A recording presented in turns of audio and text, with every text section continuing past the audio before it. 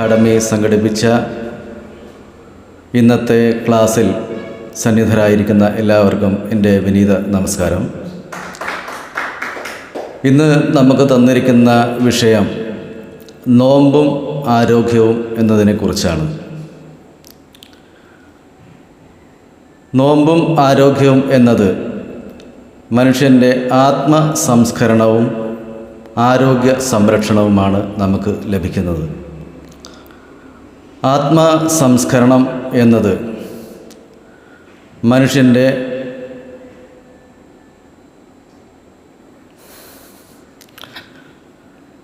ഭക്തിയും വിശ്വാസവും സംസ്കാരത്തെയും സൂചിപ്പിക്കുന്നതാണ്.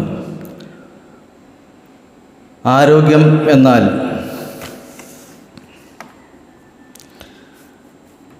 മനുഷ്യൻ്റെ ശരീരവും ചിന്താപരവും സാമൂഹികവുമായ സമ്പൂർണമായ അവസ്ഥയാണ് ആരോഗ്യം എന്ന് പറയുന്നത്.